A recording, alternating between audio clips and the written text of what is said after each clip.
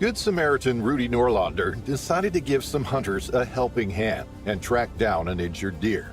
But instead of stumbling across the carcass of the deer as he had hoped, he walked into the path of a large grizzly bear.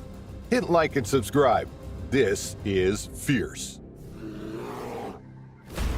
Rudy Noorlander ran an ATV rental business in Big Sky, Montana. He was an outdoorsman at heart and loved the adventure of hunting, hiking, and camping in the great wilderness. He was a Navy veteran, used to hard physical work and the thrill of adventure. But in September 2023, he was about to experience a whole other kind of adventure and something he was not prepared for. A group of hunters hired some ATVs from him. They were an amicable bunch and set off eagerly on their hunting trip. But when they returned to Rudy's store, they were disappointed that they hadn't secured a kill on the trip. But they told Rudy they had come close. In fact, they had nicked a deer, but it had disappeared into the forest and they had lost it. Rudy had heard this story many times before. He himself was an excellent tracker, and he offered to help them locate the missing deer. He climbed aboard one of the ATVs and followed the hunters back to the place where they had last seen the deer. They were exploring the Madison Range in the Rockies. Situated in the westernmost part of the greater Yellowstone ecosystem, there are estimated to be 737 grizzlies roaming an expanse of just over 26,500 square miles. People travel far and wide to see the beautiful landscape and nature in the region. More than 3 million tourists visit Yellowstone every year. But despite these numbers, human-bear conflicts are relatively rare. Rudy and the others pulled up and climbed off their vehicles. The hunters with their rifles at the ready, Rudy with his pistol. They walked into the brush. Every so often, Rudy stopped in his tracks, waited, and listened. He could see an animal trail that was leading off the main path and decided to follow it, but it came to a dead end. As he scoured the surrounding trees, something caught his eye. A flash of brown suddenly appeared from behind a large tree trunk, and Rudy instinctively raised his firearm. But the bear merely glanced at him before turning away and walking off in the opposite direction. Rudy didn't need to take the shot. He and the rest of the group continued to try and track the deer. It was proving difficult, and Rudy now sensed that something else may have gotten there first. He was right.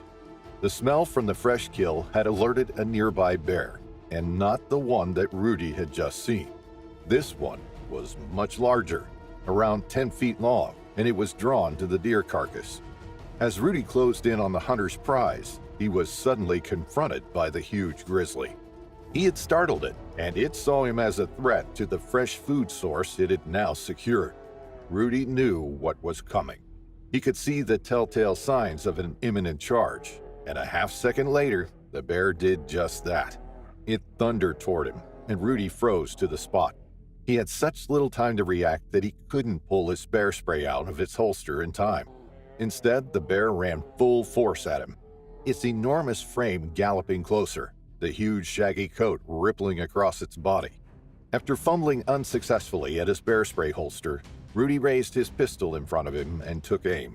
He steadied his hand and squeezed the trigger, but in that terrifying moment, the gun misfired, and Rudy was left with just his bare hands.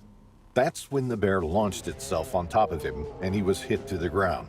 The force of the impact knocked the air from his lungs and he coughed and sputtered on the ground, gasping for breath.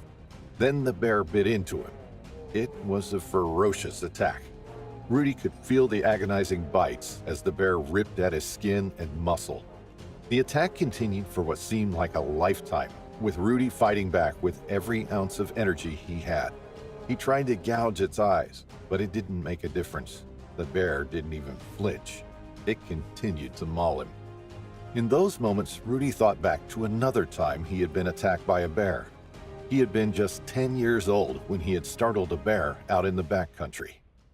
Now history was repeating itself, but this time, Rudy didn't know if he was going to make it. The bear on top of him, its weight bearing down on him, pinning him to the ground. When he realized his punches weren't having an effect, Rudy turned to a defensive tactic and tried to protect his head and neck. He knew that during a bear attack, you are safer lying face down in the dirt to protect your vital organs. But Rudy was stuck on his back, unable to turn over. The bear was holding him in position as it delivered its blows. Then the bear did the unthinkable. As it bit him all over, Rudy could hear the deep, guttural growling within its throat. He could hear the menacing breathing as it tucked into him relentlessly. The breath smelled like dead corpses, rotting flesh. It was a stench he will never forget. And as the bear lowered its muzzle toward Rudy's face, it suddenly grabbed his lower jaw. It bit down so hard that the bone felt like it was going to crack. The bear then shook its head from side to side and literally ripped Rudy's lower jaw clean off. Rudy felt the muscles and ligaments tear apart, and he screamed in agony. His fellow hunters heard the screams and ran to his rescue. They came across the grizzly straddling Rudy, blood dripping from its jowls. They fired their guns, and the bear lumbered away into the forest. They rushed to Rudy's side. He was in terrible shape, and they didn't know if he was going to make it. They immediately called for a medevac. It took 2 hours before the chopper could access them, during which Rudy remained awake and conscious the whole time. The pain was indescribable, but he was brave and managed to focus on his breathing and keeping calm. His Navy training kicked in. He was airlifted to Bozeman Deaconess Regional Medical Center, where he was stabilized before being transferred to University of Utah Hospital. Doctors worked tirelessly to reconstruct his lower jaw. It was a painstaking process and required bone from his fibula in his leg, skin and an artery from elsewhere. Not only were they attempting to reconstruct the jaw for aesthetics, but for function as well. The new jaw needed to be able to move as well as feel. His lower lip was reconstructed from soft skin tissue from his head and neck. The recovery process was slow and painful, but Rudy was a fighter.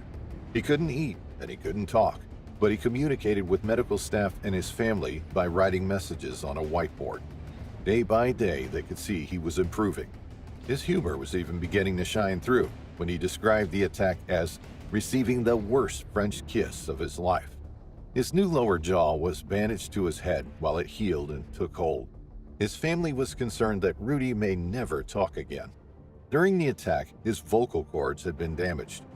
There were also worries that he may not be able to swallow again due to the severe damage to his throat muscles. But miraculously, after several weeks in the hospital, he was allowed to go home. His face will never be the same again, but he had survived one of the most horrific bear attacks and lived to tell the tale.